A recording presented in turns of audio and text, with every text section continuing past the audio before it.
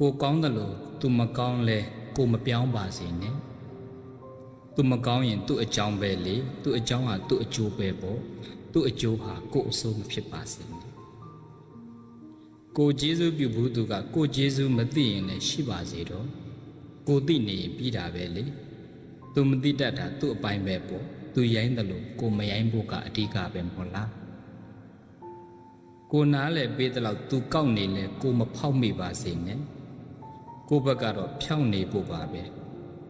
သူနားမလဲတာကိုအားငယ်ဖို့မှမဟုတ်အချိန်တန်ရင်နားလည်မှုတွေရအားငယ်မှုတွေကျသွားမှာပါပဲသိကောင်းလားကိုကောင်းတယ်လို့သူမကောင်းတာတွေရှိတယ်ကိုကျေးဇူးပြုတယ်လို့သူကျေးဇူးမပြုတာတွေရှိတယ်ကိုဖြောင်းရတာနဲ့သူကောက်နေတာတွေရှိလောကသဘာဝလူအမျိုးမျိုးနဲ့တွေ့ကြုံရမှာဒါကြီးကကြုံရမှာကြုံရမှာမှန်တဲ့သူတွေရှိတယ်မှားတဲ့သူတွေရှိတယ်ရိုးတဲ့သူတွေရှိတယ်ကောက်တဲ့သူတွေရှိတယ်မှန်တဲ့သူတွေရိုးတဲ့သူတွေဖြောင်းတဲ့သူတွေကြားမှာမမှန်တဲ့သူတွေမရိုးတဲ့သူတွေမဖြောင်းတဲ့သူတွေလည်းကြုံရမှာပဲဖြစ်တဲ့အတွက်ကြောင့်သူကောက်လို့ကိုလိုက်ကောက်ရင်ကိုလည်းအကောက်ပဲသူမရိုးလို့ကိုမရိုးရင်ကိုလည်းအဆိုးပဲရမလို့မြတ်စွာဘုရားကလည်းပဲသူများကိုဆင်ကျင်တာတဲ့သူများကိုတန်းညှိနေတာတဲ့ကိုယ့်ကိုတန်းညှိပါနပရိသံဝိလောမနိနပရိသံကတာကတံအတနောဝအဝခေယကတာနိအကတာနိသပရိသံသူတစ်ပါးတို့ရဲ့ကတာကတံကောင်းတာမကောင်းတာလုံးမလုံးကုန်နဝိလောမနိမကြည့်ပါနဲ့အတနောဝမိမိဣတာလင်ကတာနိအကတာနိကောင်းမကောင်းကိုပဲဝီလောမေယကြည့်ရှုရတယ်။ဟော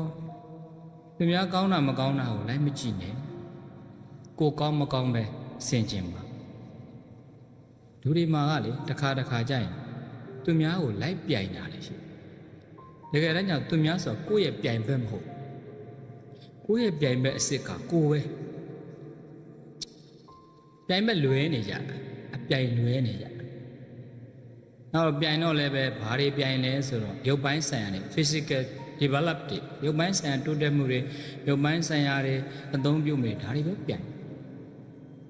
ဆိုတော့လူတွေကအပြိုင်လွဲနေတဲ့အခါကျတော့သူရှိတာလေးတွေကြည့်ပြီးတော့ကိုမရှိရင်ကိုကခံစားရတယ်သူအောင်မြင်တာလေးတွေကြည့်ပြီးတော့ကိုမအောင်မြင်တာလေးတွေကိုပြန်ရှင်ပြီးတော့ကိုကပူပန်ရတယ်သူထင်ပေါ်တာကြည့်ပြီးတော့ကိုထင်ပေါ်တာမှုမရှိလို့ရှိရင်ကိုယ့်အသာကိုကြည့်ပြီးတော့ကိုယ်ကခံစားရတယ်ဆိုတော့အဓိကအချက်တည်းကသူများကိုလိုက်ပြီးတော့ကြည့်နေတဲ့အတွက်ကြောင့်သူများရှိတာတွေကိုကြည့်ပြီးတော့ကိုယ်မှမရှိရင်ကိုကတရင်ကအရှိတရားမူမှာလူတွေကကိုယ်နဲ့ပြန်ချိန်ထိုးပြီးတော့သူရှိတယ်လို့ကိုယ်လည်းရှိချင်တယ်အမှန်ကတရင်ကအရှိတရားကိုပြိုင်တာသူများထင်ပေါ်တာတွေကိုကိုယ်ကလိုချင်တယ်ကိုယ်ကပြိုင်တယ်သူများကြော်ကြားတာတွေကိုယ်ကလိုချင်တယ်ကိုယ်ကပြိုင်တယ်အဲ့တော့သူများကိုလိုက်ကြည့်တာတွေများတော့ကိုယ့်ဘာသာကိုစိတ်နဲ့ကိုပြန်ညှိတာများသူများကိုကြည့်တော့ကိုကပြန်ညှိတယ်လိုက်ကြည့်တာတွေများတာဆိုတော့တခါအဲ့ဒီသူတစ်ပါးတွေနဲ့ကိုယ့်ကိုချိန်ထိုးနေတဲ့စိတ်ကြီးကိုကကိုယ့်ကိုပူလောင်မှုတစ်မျိုးပဲကိုယ့်ကိုပူလောင်နေ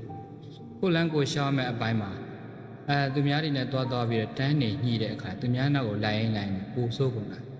ကိုစိတ်ဓာတ်တွေမှာပြက်ပြားကုန်အကြောင်းကြောင့်အကျိုးဖြစ်တဲ့သဘောလေးတွေသိထားရင်လူလောကမှာဘလို့လူမျိုးနဲ့ပဲလာကောင်းမွန်ဆက်ဆံနိုင်တယ်။ဒါကလူမှုဆက်ဆံရေးမှာအကောင်းဆုံးဆက်ဆံနည်းကိုဘုရားရှင်တော်မြတ်ပြားကလူဘဝမှာလိုအပ်တဲ့ဆက်ဆံနည်းလူတွေအမျိုးမျိုးကြုံတဲ့အခါမှာတွေ့ကြုံပြီးတော့ဘလို့စိတ်ထားနဲ့ဆက်ဆံရမလဲဆိုတဲ့လူတွေရဲ့အစဉ်တန်းကိုလိုက်ပြီးတော့မြတ်စွာဘုရားကဟောထားပေးတာတွေရှိတယ်။အဲ့ဒါအထူးသဖြင့်အလုံးသိထားပြီးသားဖြစ်တဲ့ဗြဟ္မစရိယဆိုတဲ့ဗြဟ္မစိုးတရားဗြဟ္မစိုးတရားကလက်တွေ့ဘဝထဲမှာအသုံးချတတ်ပဲဆိုရင် तू ကလူလောကလူမှုဆက်ဆံရေးမှာ तू အများကြီးထောက်ကူပြုလူအမျိုးမျိုးဇယိုင်းအမျိုးမျိုးကာရက်တာအမျိုးမျိုးရှိတဲ့လူတွေနဲ့ဆက်ဆံတဲ့အခါမှာအမှန်ကတော့လူတွေကဘလောက်ပဲများလူတွေကိုအမျိုးအစားခွဲလိုက်လို့ရှိရင်၄မျိုးအပြင်ပုံမရှိ၄မျိုးပင်ပုံမရှိကိုရီးယားလူမျိုး ဂျပန်လူမျိုးအမေရိကန်လူမျိုးမြန်မာလူမျိုးလို့ဒီလိုနာမည်တွေတစ်စိတ်တွေလေးပဲတွေဘလောက်ပဲတက်တက်တကယ်တမ်းကျတော့လူက၄မျိုးပဲရှိကိုယ်နဲ့ရှင်ပြီးတော့လူကိုခွဲလို့ရတယ်ကိုရီးယားမှာတုန်းကလည်းကိုရီးယားတက္ကမကြီးတယောက်ရှောက်ဖူးတယ်သူကိုရီးယားလိုရှောက်တယ်ဘုန်းကြီး스님 저는 여태까지 여러 사람들이로 만나보고 여러 식으로 관여해봤던 데는 잘 안 돼요. 어떤 데는 사랑하면서 어떤 데는 미워하면서 어떤 식으로 하더라도 저는 잘 관여할 수 없어요. 잘 될 수 없어요. 왜 그렇습니까? 고리아리로 매일. 왜 대비해봐. 신비하래 대비로 디유에리 동아이야 50쪽. ဒီသက်ဒီရွယ်တွေလူအမျိုးမျိုးနဲ့တပြီးတော့ဆက်ဆံကြည့်တယ်ဖေဟာဆက်ဆံရင်အဆင်မပြေဘူးဖေဟာတခါတခါအချစ်တရားနဲ့ဆက်ဆံကြည့်တယ်စာရငါမြောင်စောတခါတခါမုန်းပြီးတော့ဆက်ဆံကြည့်တယ်မေဝဟာမြောင်စောဘလို့ပဲဆက်ဆံရင်အဆင်မပြေဘူးဖေဟာတဲ့လူတွေနဲ့ဆက်ဆံရင်ခါမှာဆက်ဆံရင်ကောင်းအောင်အဆင်ပြေအောင်တပြီးတော့ဘလို့ကျင့်သုံးရမလဲဖေဟာပြောတော့ဘုန်းကြီးကလွယ်တာပေါ့ဖရာရဲ့ကျင့်စဉ်ဖရာမိန့်တော်မူတဲ့လမ်းစဉ်အတိုင်းသာကျင့်သုံးကြည့်အစဉ်ပြေလိမ့်မယ်ဗြဟ္မစုတရား၄ပါးဟောပြအဲ့ဒါကိုစာလေးတစ်ပုဒ်လည်းရေးပေးဘူးတယ်ဗြဟ္မစုတရားနဲ့လူမှုဆက်ဆံရေးဆိုဓမ္မစရိယတရားဗြဟ္မစုတရားကအာလုံးသိထားပြီးသားမေတ္တာကရုဏာမုဒိတာဥပေက္ခဒီတရား၄ပါးအဲ့တော့အဲ့တရား၄ပါးကိုလူအမျိုးမျိုးနဲ့တွေ့တယ်လူအမျိုးမျိုးဆိုတာခုနအများကြီးမရှိဘူးကိုယ်နဲ့ချိန်ပြီးကြည့်လို့ရှိရင်လူ၄မျိုးပဲရှိကိုယ်နဲ့ the same level ကိုယ်နဲ့တန်းတူဖြစ်တဲ့သူအသက်ရဲ့သိက္ခာရဲ့ဂုဏ်ရဲ့ power ရဲ့အကုန် same level တူညီနေတဲ့ပုံကိုတစ်မျိုးပဲကိုရီးယားတွေမြန်မာတွေဂျပန်တွေတိုင်းဖြစ်တော့ကိုယ်နဲ့တူတဲ့ပုံ lower person ကိုအောင်နှိမ့်ကြတယ်ကိုယ်တော့မတော်တဲ့သူ higher person ကိုယ်ထက်သာတဲ့သူအဲ့ဒီ၃မျိုးကျိုးကြတော့နှိမ့်တာလည်းမဟုတ်ဒန်းတူလည်းမဟုတ်သာတာလည်းမဟုတ်ဘယ်ထဲမှာထည့်လို့မရတဲ့လူတွေရှိအဲ့လူကြောင့်ဂျားလူတွေကဒီလိုခွဲလိုက်တော့၄မျိုးပြင်မှာမရှိအဲ့ဒီလူ၄မျိုးမှာကိုနဲ့အသက်သိက္ခာဂုံဝါပါဝါတူနေတဲ့ level တူနေတဲ့ပုံကိုယ်တွေနဲ့တွေ့ရတာမြတ်စွာဘုရားကတော့ဓမ္မစိုးတရားတွေကမေတ္တာနှလုံးသားနဲ့ဆက်ဆက်မေတ္တာတရားလက်ခံထားမေတ္တာဆိုအကျိုးလိုလားအကျိုးလိုလားပေးပါအကျိုးမလိုလားပေးနဲ့သူနဲ့ကိုယ်နဲ့အတူတူဖြစ်တယ်ဆိုသူ့အကျိုးကိုကလိုလားသူကလည်းကိုယ့်အကျိုးလိုလားမေတ္တာအကျိုးလိုလားခြင်းဆိုတော့တယောက်နဲ့တယောက်အကျိုးလေးတွေကြည့်နေသူ့အကျိုးလေးကိုယ့်အကျိုးလေးကြည့်နေဆိုဒါမေတ္တာသဘောမျိုးသားကအမျိုးသမီးယောက်ျားကတက္ကမအကျိုးတက္ကမယောက်ျားအကျိုးသားသမီးကမိဘအကျိုးမိဘကသားသမီးအကျိုးဒါလေးတွေကိုအကျိုးလိုလားတဲ့စိတ်ကလေးနဲ့ဆက်ဆိုင်ဒါမေတ္တာတက်ကိုအခြေခံကြောင့်ကိုယ်နဲ့အသက်သစ်ကဂုံဝါတူညီတဲ့တူနဲ့တွေ့တဲ့အခါမှာအဲ့ဒီဗြဟ္မစိုးတရားတွေကမေတ္တာဆိုတဲ့အကျိုးလိုလားတဲ့စိတ်ကလေးနဲ့ဆက်ဆံအဲ့ဒါမှမဆက်ဆံဘူးမထားနိုင်ဘူးဆိုမေတ္တာမထားနိုင်ဘာဖြစ်ပြိုင်လာပြောင်းတဲ့တော့အကျိုးလိုလားတဲ့စိတ်မရှိရင်ယာရုတူတူချင်းပြိုင်တာကျောင်းသားချင်းနဲ့ပြိုင်တာအလုပ်ခွင်မှာလည်းပြိုင်တာသူတဲ့ငါသားဆိုတော့ပြိုင်လာပြီဆိုရင်ပြိုင်မှာအနိုင်အရှုံးဆိုတာရှိတာအနိုင်အရှုံးဆိုရင်နိုင်ရင်လည်းမကောင်းဘူးဗုဒ္ဓအလိုတော်ရရှုံးရင်လည်းမကောင်းနိုင်ရင်ရံများတယ်နိုင်တဲ့သူကရံများတယ်ဇယံဝေဒံပတ္တဝတ္တိဇယံအနိုင်ရတဲ့သူဟာဝေဒံဉာဏ်ကိုပတ္တဝတ္တိတိုးပွားစေတယ်အနိုင်ရရင်ရံများတယ်ပရာဇိတောဒုက္ခံသေတိရှုံးတဲ့သူကဆင်းရဲတတ်တယ်ရှုံးသွားတဲ့သူကဆင်းရဲတာပဲစရပရာဇယံဘသူကမှလည်းအနိုင်မယူဘသူကမှလည်းအရှုံးမပေးတဲ့အနိုင်အရှုံးကိုဟိတဝစွန့်ထားတဲ့သူတွေကတော့ဥပါတန်တော်အာဃာတဒေါသဆိုတာမရှိတဲ့အတွက်ကြောင့်ဒုက္ခံသေတိချမ်းသာစွာနေရတယ်နိုင်လဲမနိုင်ရင်ရှုံးလဲအရှုံးမပေးဘူးအဲ့ဒီအနိုင်အရှုံးစွန့်ထားရင်ချမ်းသာတာမပြိုင်ဆိုင်မှုရှိလာရင်အဲ့အနိုင်ရှုံးရှိလာအနိုင်ရှုံးရှိရင်နှစ်ခုလုံးမကောင်းတဲ့အတွက်ကြောင့်တဲ့ဓာန်တူတွေ့ရင်ဘုရားကတော့ဓမ္မစိုးတရားတွေကအကျိုးလိုလားတဲ့မေတ္တာလေးနဲ့ဆက်ဆံသူ့အကျိုးကိုလိုလားကိုယ့်အကျိုးသူလိုလားပြီးဘာမှပြဿနာမရှိတော့ဘောင်းမီတကားကလူ့ဘဝဆက်ဆံနေမှာဘာတွေ့လဲဆိုအစင်မပြေတဲ့သူကိုယ့်အောင်နေကြတဲ့သူတွေတွေ့တကယ်ကိုပဲ လူတွေကတေချာတွေးကြည့်ရင်ကိုယ့်ဘဝဘလောက်ပဲအစင်မပြေဘူးပြောကိုယ့်ထက်အစင်မပြေတဲ့သူတွေလောကမှာအများကြီးတို့တွေအစင်မပြေဘူးတို့တွေကန်ဆိုးတာဘလောက်ပဲကိုယ့်ဘဝကိုလေဟိုအစင်မပြေလို့ဆိုရင်စိတ်တော့ကတွေဘလောက်ပဲရောက်တနေရာသွားကိုယ့်တဲ့ဆိုးတဲ့လူအများကြီးမြန်မာပြည်မှာလည်းဟိုဘက်ဆင်းရဲတဲ့ရက်ွက်တွေအရာတွေအများကြီးတက်ကြည့်ကျူးကျော်နေရတယ်ဟိုနိုင်ငံနဲ့ရှင်အီသီယိုးပီးယားအရင်တော့ကိုယ့်တဲ့ဆိုအခုကိုယ့်တဲ့သားလေတိုးတက်လာတာဆိုတော့ဘယ်နေရာမှာပဲရှိကိုယ်လောက်အစင်မပြေတဲ့သူတွေအများကြီးရှိအဲ့လိုအစင်မပြေတဲ့သူတွေနဲ့တွေ့တဲ့အခါမှာဒီလူမှုဆက်ဆံရေး communication အဆင်ပြေဖို့ဆိုရင်သူတို့အပေါ်မှာကိုကဘလို့စိတ်လေးထားရလဲဆိုတော့ကျင်နာပေးတဲ့တနာကျင်နာတတ်တဲ့ကရုဏာစိတ်ကလေးထားဘယ်မစိုးတရားတဲ့ကရုဏာနှလုံးသားနဲ့ကရုဏာဆိုတာတနာကျင်နာတနာယုံတတ်မဟုတ်ကျင်နာမှုလေးပါနောက်ကရုဏာမှာလည်းပဲအဲ့ဒီကရုဏာတချို့တနာလိုက်တာစိတ်ကတနာနေုံနဲ့မြင်ကရုဏာလက်တွေ့အကောင့်ထဲပေါ်မှာမနောကံကရုဏာနဲ့မလုံလောက်ဝစီကံကရုဏာကာယကံကရုဏာဟိုးနာကိဖြစ်တော့အကုန်လုံးတနာလိုက်တာစိတ်နဲ့တနာလေးမြင်ပစ္စည်းတွေယူပြီးသွားပေးသွားလှူအဲ့ဒါကရုဏာအကောင့်ထဲပေါ်ဆိုတော့ကိုယ့်လောက်အစင်မပြေတဲ့သူတွေအပေါ်မှာဆက်ဆံရင်အဲ့ဒီတနာကျင်နာတတ်တဲ့စိတ်ကလေးနဲ့သာဆက်ဆံရင်ဘာဖြစ်လဲဆိုတော့သူကလည်းပဲကိုယ့်အပေါ်ကောင်းကောင်းဆောင်ရှောက်ကိုယ်သူ့အပေါ်ကရုဏာတရားနဲ့ဆက်ဆံတယ်အဲ့ဒါမထားနိုင်ဘူးဆိုရင်ဘာဖြစ်လဲအနိုင်ယူကိုယ့်လောက်အစင်မပြေတဲ့သူနဲ့တွေ့လို့ကရုဏာတရားနဲ့မဆက်ဆံနိုင်ဘူးဆိုအနိုင်ယူတာနိုင်တက်စင်းနေလို့တချို့ကပါဝါနဲ့အနိုင်ယူတယ်တချို့ကဂုံနဲ့အနိုင်ယူတယ်တချို့ကယာတုနဲ့အနိုင်ယူတယ်တချို့ကအင်အားနဲ့အနိုင်ယူတော့အဲ့ဒီအနိုင်ယူတဲ့စိတ်ကဒါမကောင်းတဲ့စိတ်ကရုဏာဆန့်ကျင်ပဲတော့ကိုယ်နဲ့အစင်မပြေကိုယ်လောက်အစင်မပြေတဲ့သူတွေနဲ့တွေ့တဲ့အခါမှာဆက်ဆံရေးအစင်ပြေဖို့ဆိုရင်ရခဲ့အဲ့ဒီကရုဏာတရားလက်ကင်ထားမယ်သိကောင်းတာပဲတကယ်လက်တွေ့ apply လုပ်ကြည့်ရင်လေကရုဏာနဲ့ပေးဆက်နေတဲ့သူတွေမှာသူတို့လေးတွေအစင်ပြေနေတာကိုကကိုယ်မှဝမ်းသာတယ်ဟောပြီနောက်တစ်ယောက်ကဘာလဲဆိုတော့ကိုယ့်ထက်သားတဲ့သူလောကမှာမလေးကိုယ်တွေတော်လိုက်ရင်မှတ်တာကိုယ်တွေအစင်ပြေလိုက်ရင်မှတ်တာကိုယ်တဲ့တော်တဲ့သူတွေကိုယ်တဲ့အစင်ပြေတဲ့သူတွေလည်းအများကြီးပဲခုနမပြေတဲ့သူတွေများသလိုကိုယ်တဲ့တော်တဲ့လူတွေကိုယ်တဲ့သားတဲ့လူတွေလည်းအများကြီးကြည့်တော့ကိုကဂျားလူဖြစ်လေလက်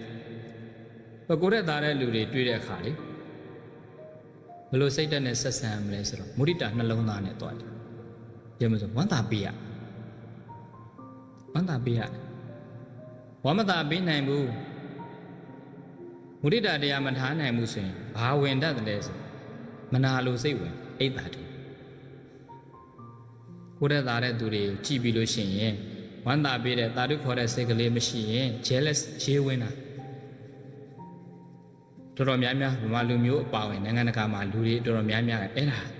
တော်တော်ထားခက်တဲ့စိတ်ပဲမုဒိတာစိတ်ကကိုယ်တဲ့သားရင်ဝမ်းသာပေးတဲ့စိတ်ကအတော်ကျင့်ယူရမယ်စိတ်ပဲသူများကြီးပွားချမ်းသာတဲ့အပေါ်မှာလေသူများကြီးပွားချမ်းသာတဲ့အပေါ်မှာတနာကျင်နာတတ်တဲ့သူများကြီးပွားချမ်းသာတဲ့အပေါ်မှာမုဒိတာတရားထားတတ်တဲ့စိတ်ကလေးကလူတော်များများမှာတော်ကိုခက်ခဲတယ်ကိုလောက်အစင်မပြေတဲ့သူတွေပေါ်မှာတနာတတ်တဲ့စိတ်ကတော့ရှိတယ်တနာကလွယ်တကူကိုတနာတတ်ကရုဏာတရားအာကြီးသလောက်မုဒိတာတရားတော့ခေါင်းမကြဘုရားသာမနာလို့ဈေးတဲ့ချင်းလည်းမနာကျောင်းသားချင်းလည်းမနာနော်ဆရာမချင်းလည်းမနာဓာတုရှိတဲ့လူချင်းလည်းမနာပါဝါရှိတဲ့လူချင်းလည်းမနာဘုဒ္ဓဇင်သာဘာဝဆရာလေးချင်းလည်းမနာလို့ဘုန်းကြီးချင်းလည်းမနာလို့ကိုယ်ရတာပါတယ်လူတွေမနာလို့စိတ်ဖြစ်တာအရေးမြူဘုန်းကြီးနေဆရာလေးတွေဖြစ်တော့ကရုံချင်းတိုက်တာကရုံတိုက်တော့ကရုံတိုက်ဆိုအဲ့ဒါညာလားမသိဘူးဟောနေရာတိုင်းမှာရှိတယ်ဒါဘုဒ္ဓဇင်သာဘာဝဒီစိတ်ကရှိနေတာဆိုတော့တချို့ကလည်းပဲပရိယတို့ကဘလို့လို့ဝမ်းသာပေးနိုင်မှာလဲဖရာဒီလူတွေကမမှန်တဲ့နည်းနဲ့ကြီးပွားနေတာပဲဖရာလောကမှာဟုတ်တယ်မမှန်တဲ့နည်းနဲ့ကြီးပွားနေတဲ့သူတွေအများကြီးမမှန်တဲ့နည်းနဲ့အောင်မြင်နေတဲ့သူတွေလည်းအများကြီးမမှန်တဲ့နည်းနဲ့အထက်ရောက်နေတဲ့သူတွေလည်းအများကြီးဆိုတော့ကိုယ့်ရဲ့တာရင်ဝမ်းသာပေးရမယ်ဆိုဒီလိုလူမျိုးတွေကြတော့ဝမ်းသာပေးရမလားဖရာဝမ်းသာပေးနိုင်အောင်လဲကြိုးစားရမှာပဲဝမ်းသာပေးတာကိုယ့်အပိုင်လေမှန်တာမမှန်တာသူ့အပိုင် သူမမှန်တဲ့နီးနဲ့သူကြီးပွားရင်သူခံရမှာပဲအဲ့ဒါသူ့အကြောင်းနဲ့သူ့အကျိုးပဲသူမမှန်လို့ဆိုရင်ကိုကဝမ်းမသာပေးဘူးဆိုရင်ဝမ်းမသာပေးရင်မုဒိတာမဝင်နိုင်အိတ်တာတရားဂျားဝင်မနာလိုစိတ်ကဝင်သွားရင်မနာလိုစိတ်ဝင်ကိုကအရှုံးကိုရလိုက်တာမကောင်းတဲ့စိတ်ပဲသူဝမ်းသာပေးလိုက်တာကကိုယ့်ဘက်ကလောရမယ်အပိုင်းမှန်တာမမှန်တာကသူ့အပိုင်းသူ့အကြောင်းဟာသူ့အကျိုးသူမကောင်းရင်သူသွားမှာပဲသူကောင်းရင်သူဆန်ရမှာသူ့အကျိုးဟာကိုယ့်အဆိုးမဖြစ်ဖို့အရေးကြီးသူ့အကြောင်းဟာသူ့အကျိုးသူ့အကျိုးဟာကိုယ့်အဆိုးမဖြစ်ပါစေမမှန်တဲ့နည်းနဲ့ကြီးပွားလာကြီးပွားခြင်းဒီအကြောင်းတရားပဲမှန်တဲ့နည်းနဲ့အောင်မြင်ခြင်းဒီအကျိုးတရားပဲနော်ကြီးပွားခြင်းဒီအကျိုးတရားအောင်မြင်ခြင်းဒီအကျိုးတရားမမှန်တဲ့နည်းနဲ့လှုပ်ထားတာသူကအကြောင်းတရားဆိုတော့ဘယ်လိုပဲဖြစ်ဖြစ်ကိုနဲ့တွေ့တဲ့အခါကျတော့အကျိုးတရားကိုသွားပြီးဆက်ဆံရတာသူအကျိုးတရားကိုကြည့်ပြီးဆက်ဆံရတာဆိုတော့သူအကျိုးဟာကြည့်ပြီးတော့ကိုကဂျားတကခြေဝင်တယ်မနာလိုစိတ်ဖြစ်တယ်အကျိုးကိုကြည့်ပြီးတော့မနာလိုစိတ်ဖြစ်တော့ခံစားရတာလည်းကိုပဲခံစားသူအကျိုးကကိုအဆိုးဖြစ်တယ်မနာလိုစိတ်ကြောင့်ကိုအဆိုးဖြစ်တယ်ကြောင့်လို့သူမှားတာမှန်တာကသူ့အကြောင်းကိုအကြောင်းကသာဓုခေါ်နိုင်အောင်ကြိုးစားကိုတဲ့သားတယ်မမှန်တဲ့ဒီနဲ့ကြီးပွားတာအဲ့ဒါသူကိစ္စဝမ်းသာနိုင်အောင်ကြိုးစားတာကိုကိစ္စဒါပဲဆိုအဲ့လိုမျိုးဆက်ဆံလို့ရှိရင်ခံရတာသူ့အပိုင်းကိုလည်းအပိုင်းကလေ့ကျင့်တာကိုအပိုင်းဆိုတော့ကိုကမုဒိတာနှလုံးသားနဲ့ဝမ်းသာပေးနိုင်တဲ့စိတ်ကလေးထားရင်ကိုပဲကိုယ်တိုင်အတော်တက်တာကိုယ်တိုင်တော်တက်တာမုဒိတာနှလုံးသားကကိုယ့်တက်သားတဲ့တငယ်ချင်းတွေသားတော့ဝမ်းသာပေးကြည့်သိပြောတာမပြောနိုင်လို့ငယ်ချင်းတွေကိုတရားထုတွေတက်သွားတော့ကိုယ့်ထက်သားဝါတော့မုဒိတာတရားမထိုင်နိုင်လို့ခြေဝင်တယ်မနာလိုစိတ်ဖြစ်တယ်ဆိုသူကတော့သူ့အတူတက်သွားတာကိုကတော့အောက်မှာဒီမနာလိုစိတ်နဲ့ကြံနေခဲ့တာကိုကပူကြံနေခဲ့တာသူနဲ့အတူသွားလိုက်စမ်းပါမုဒိတာတရားသူဝမ်းသာတယ်လို့ကိုနဲ့အတူကိုလည်းသူနဲ့အတူဝမ်းသာပေးလိုက်တဲ့သဘောအတူဝမ်းသာပေးတာအဲ့ဒါမုဒိတာနှလုံးသားဒီစိတ်ကလေးထားနိုင်ပြီဆိုတော်တော်တက်တာတယ်ဒါကြောင့်အဲ့ဒီမှာပြောကျင်တဲ့စကားလေးကသူ့အကြောင်းဟာသူ့အကျိုးဟာကိုယ်အဆိုးမဖြစ်စေနဲ့ကိုဆုံးမခြင်းပဲအဲ့ဒါလေးအဓိကထားတခါကြတော့လူတွေမှာဗာစိတ်လေးရှိတဲ့ကိုကျေးဇူးပြုတဲ့သူကကိုကျေးဇူးကိုမသိတတ်ဘူးကျေးဇူးကမ်းသွားတာရှိကျေးဇူးကမ်းသွားတဲ့ရှိတဲ့အခါကျတော့လူကမခံချင်စိတ်ကရှိတယ်ဒါတော့ကောင်းရတာဒီလောက်လုပ်ပေးတာနဲ့ငါ့ဘော်ဒီလိုလုပ်ရတယ်ဆိုတဲ့အဲ့ဒီစိတ်ကလေးအဲ့ဒီစိတ်ကလေးကသူကဟိုဘက်ကလူကလှုပ်သွားတဲ့ဟာကိုကဂျားကနေခြေထိုးခံပြီးဝင်ယူတယ်လို့ဖြစ်တယ်ပုရုဇဉ်တဘာဝခံစားချက်ရှိပေမဲ့အဲ့ခံစားချက်ကိုလက်တွေ့ကိုကခံစားပြီးတော့အကောင့်ထဲပေါ်လိုက်ရင်သူနဲ့ကိုအတူတူသွားပြီးတော့ကျေးဇူးကမ်းတဲ့သူချင်းဖြစ်သွားသူကျေးဇူးမတိတတ်တာသူ့အပိုင်းကိုကျေးဇူးပြုတာကိုအပိုင်းကိုသိနေပြီးတော့အဲ့စိတ်ကလေးထိုင်သွားချိန်တိုင်းသွားခံအဲ့တော့သူမှားတာကိုကြည့်ပြီးကိုပါလိုက်မှာကိုပါအတူသွားခံဒီကကိုပင်နေစနောက်ဆုံးစိတ်ကသိအရေးကြီးတာလောကမှာမုဒိတာထားလို့လည်းမရတဲ့သူတွေရှိတယ်ဝမ်းသာပေးလို့လည်းမရဘူးတဏှာပြီးဆက်ဆံကြည့်တယ်ဒါလည်းမရမေတ္တာထားပြီးတော့လည်းဆက်ဆံကြည့်ဘလို့မှမရတဲ့လူရှိခါကြမိသားစုထဲမှာရှိတယ်အဲ့လိုလူမျိုးဖြစ်သမီးပေါက်တစ်ယောက်ထွန်းလို့မှဆက်ဆံလို့မရတဲ့လူရှိဆိုရဲလိုလူမျိုးကြဘလို့လုံးမလဲမြတ်စွာဘုရားကတော့အဲ့လိုလူမျိုးကြတော့လည်းဘာမှအပြစ်တွေဖြစ်မနေနဲ့တဲ့ဥပိ္ပခာနှလုံးသားနဲ့ဆက်ဆံလိုက်ပါဥပိ္ပခာဆိုတာချစ်တာလည်းမဟုတ်မုန်းတာလည်းမဟုတ်ကုသိုလ်လည်းမဟုတ်အကုသိုလ်လည်းမဖြစ်တော့ဂျားစိတ်တွေပြောမစရင်တပ်ပိတ္တကာမတက္ကာပဲသူကံနဲ့သူတာသွားပါဆိုပြီးတော့အဲ့ဒီကံတရားအတိုင်းကိုလိုက်ပြီးတော့လက်ခံနိုင်တဲ့စွမ်းအားဥပိ္ပခာနှလုံးသားဒါကလည်းတော်တော်မြင့်မြတ်တဲ့လူမှထားနေမချစ်လည်းမချစ်ဘူးမချစ်တော့မုန်းလားဆိုမမုန်းလည်းမမုန်းဒီဂျားစိတ်တွေပဲချစ်ရင်လည်းပဲအပြစ်ပဲမုန်းရင်လည်းပဲအပြစ်ပဲ attachment တန်ရောစဉ်ဆိုတာအချစ်လဲတန်ရောစဉ်အမုန်းလဲတန်ရောစဉ်လူတွေကအချစ်မှတန်ရောစဉ်လို့ထင်ဗမုဒိယဆိုတာကချစ်တာလဲတန်ရောစဉ်ပဲမုန်းတာလည်းပဲတန်ရောစဉ်ပဲစာပေမှာကပဋိကတန်ရောစဉ်ခေါ်အမုန်းတန်ရောစဉ်ချစ်တဲ့သူကိုခဏနာတရိယသူမုန်းတဲ့လူလည်းခဏနာတရိယအမုန်းတန်ရောစဉ်အဲ့တော့အချစ်နဲ့ဆက်ဆံရင်လည်းပဲအပြစ်တွေရှိတယ်အမုန်းနဲ့ဆက်ဆံရင်လည်းအရှုံးတွေရှိမချစ်မမုန်းပဲဆက်ဆံတယ်အဲ့ဆိုပြီးသွား ဘလို့မှဆက်ဆံလို့မရတော့ဘူးဆိုရင်ဥပိ္ပခာနဲ့တွားလိုက်ဘုရားရှင်ကိုရောမြတ်ကြီးလည်းအဲ့လိုဆက်ဆံမြတ်စွာဘုရားလက်ထက်ကအဲ့ဒီမြင်းတွေကိုဆုံးမတဲ့မြင်းဆရာကြီးကေတိဆိုတဲ့မြင်းဆရာကြီးတယောက်ရှိနာမည်တော်ကြီးတာပဲသူကမြင်းပေါင်းမြောင်များစွာကိုသူကပြုပြင်ပြီးတော့ယဉ်ကျေးအောင်ဆုံးမပြီးတဲ့ဆရာကြီးဒီနာမည်ကြီးတာတော့တနေ့မြတ်စွာဘုရားနဲ့အဲ့ဒီကေတိမြင်းဆရာကြီးသွားတွေ့တော့ဘုရားကဆရာကြီးကိုမေးတယ်ဆရာကြီးသင်မြင်းတွေကိုဆုံးမတဲ့နေရာမှာတော်တော်နာမည်ကြီးတယ်ဘယ်လိုဆုံးမလဲဘုရားကမေးတယ်မမဗျာတပည့်တော်ခက်ကြမ်းကြမ်းဆုံးမမယ်မြင်းနေဆိုရင်တပည့်တော်ကြမ်းကြမ်းတမ်းတမ်းဆုံးမတယ်ဗျာရိုက်တဲ့လဲရိုက်ရတာဗျာနုနုညံ့ညံ့ဆုံးမမယ်မြင်းနေဆိုရင်တပည့်တော်ချော့မော့ပြီးနုနုညံ့ညံ့ဆုံးမပါတယ်ဗျာစိတ်အကျမ်းလည်းမရဘူးအချောလည်းမရဘူးဆိုရင်အနုလည်းမရဘူးဆိုဘယ်လိုဆုံးမလဲမမဗျာအကျမ်းလည်းမရအချောလည်းမရတယ်ဘယ်လိုမှဆုံးမလို့မရတဲ့မြင်းနေဆိုရင်တပည့်တော်ကတော့ဗျာတဲ့တတ်ပလိုက်တယ်ဗျာဟောကေတိဆရာကြီးလျှောက်တော့ဗျာသဘောကျပြီးတော့ဆရာကြီးကတခါပြန်မေးတယ်မြတ်စွာဘုရားရှင်ဘုရားတဲ့ရှင်ဘုရားကဘလို့ဆုံးမလဲဘုရားတဲ့ရှင်ဘုရားတဲ့တတ္တဝါတွေကိုဝိနည်းတတ္တဝါတွေဘုရားဟောပြတတ်တဲ့အခါတော်တော်နာမည်ကြီးတယ်ဘုရားဘလို့ဆုံးမလဲဘုရားငါဘုရားလဲဆရာကြီးလိုပဲတဲ့ခက်ကြမ်းကြမ်းဆုံးမမယ်တတ္တဝါဆိုခက်ကြမ်းကြမ်းဆုံးမတာ